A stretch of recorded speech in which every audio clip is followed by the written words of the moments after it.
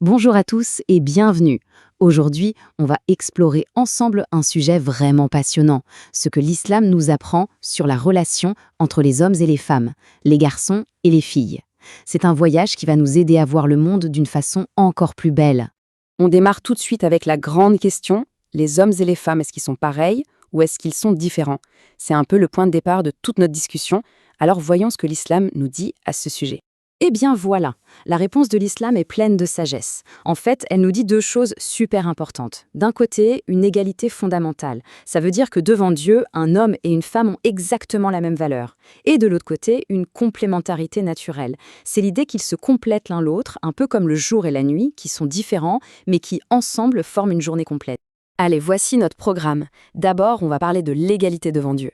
Ensuite, on va voir ce que signifie vraiment être complémentaire. Après, on s'intéressera aux droits des femmes, puis on découvrira des personnages féminins incroyables de l'histoire, et enfin, on verra comment tout ça peut nous aider à construire une société plus juste. Prêt? C'est parti! Notre première étape, et c'est vraiment la base de tout, pour Dieu, il n'y a aucune différence de valeur entre un homme et une femme. Le chemin spirituel, le voyage vers Dieu, est exactement le même pour tous. Ce passage du Coran est magnifique et très clair, n'est-ce pas? On voit bien qu'il mentionne à chaque fois les musulmans et les musulmanes, les croyants et les croyantes. C'est pour bien montrer que la promesse de Dieu, celle du pardon et de la plus belle des récompenses, elle s'adresse à tout le monde, sans exception. Et cette égalité, elle repose sur des bases très solides, comme les 4 pieds d'une table qui la rendent bien stable. D'abord, on a tous la même origine. Ensuite, on a tous la même responsabilité de faire le bien. On peut tous espérer la même récompense, le paradis. Et le plus important, on a tous la même dignité en tant qu'être humain. On passe maintenant à notre deuxième grande idée, la complémentarité. Attention, il y a un point super important ici. Être différent, ça ne veut absolument pas dire être meilleur ou moins bien. Pas du tout. Ça veut dire qu'ensemble, en unissant nos forces, on forme une équipe beaucoup plus forte. Mais au juste, complémentaire, ça veut dire quoi? C'est tout simple. Prenez votre main droite et votre main gauche. Elles ne sont pas pareilles, hein, mais essayez d'applaudir ou de nouer vos lacets avec une seule main. C'est difficile. Ensemble, elles peuvent tout faire. Voilà, la complémentarité, c'est ça, être des partenaires parfaits. Ce qu'on voit ici, ça illustre parfaitement l'idée. Être identique, c'est comme avoir 2 pieds gauches, pas facile pour avancer. Alors qu'être complémentaire, c'est avoir un pied droit et un pied gauche. Et là, ensemble, on peut courir, sauter, aller où on veut.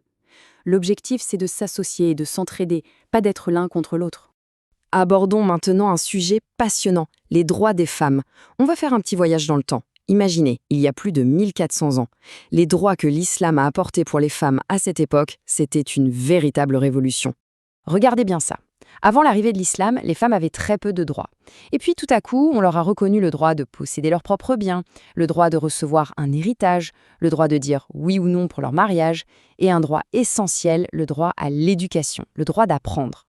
Et ce n'est pas tout. Regardez cette liste. Le droit de travailler, de garder son propre nom de famille après le mariage, et même le droit de participer à la vie de la société et de donner son opinion librement. Tout ça montrait à quel point la femme était considérée comme une personne à part entière, digne et respectée. Bon, les principes c'est très beau, mais rien ne vaut des exemples concrets, des histoires de vraies personnes, pas vrai? L'histoire de l'islam est remplie de femmes absolument incroyables. On va en découvrir quelques-unes. On commence par Khadija. C'était une femme d'affaires puissante, riche et indépendante qui gérait son propre commerce bien avant de rencontrer le prophète. Elle a été la toute première personne à croire en son message et elle a été son plus grand soutien. Une femme vraiment exceptionnelle. Ensuite, il y a Aïcha. Alors elle, c'était comme une encyclopédie vivante. Son savoir était immense. Les gens venaient de très loin pour lui poser des questions et apprendre d'elle. C'était une enseignante brillante, écoutée et respectée de tous pour sa grande intelligence. Et là, attention, l'histoire de Fatima Al-Fihri est juste incroyable. Avec son propre argent, elle a fondé une université au Maroc en l'an 859. Mais le plus fou, c'est que cette université, Al-Qalawiyyin, est aujourd'hui reconnue comme la plus ancienne université du monde encore en activité. C'est une femme qui a fait ça. C'est extraordinaire. Ok, toutes ces belles idées, ces histoires inspirantes, c'est super. Mais concrètement, comment on les applique pour nous aujourd'hui? Comment peut-on rendre notre société plus juste et plus équilibrée? Eh bien, tout commence à la maison, en famille. Voici un peu les 4 secrets d'une super équipe familiale. 1. On se parle et on décide des choses importantes ensemble. 2. On se partage les responsabilités. 3. On se respecte, on s'écoute et on valorise ce que l'autre fait. Et 4. On se soutient, dans les moments de joie comme dans les difficultés. Et ce verset vient tout résumer à la perfection. Il nous rappelle qu'au final, ce qui compte le plus aux yeux de Dieu, ce n'est pas d'être un homme ou une femme. Non, le plus noble, le plus important, c'est celui qui a le meilleur comportement, le meilleur cœur, celui qui est le plus pieux.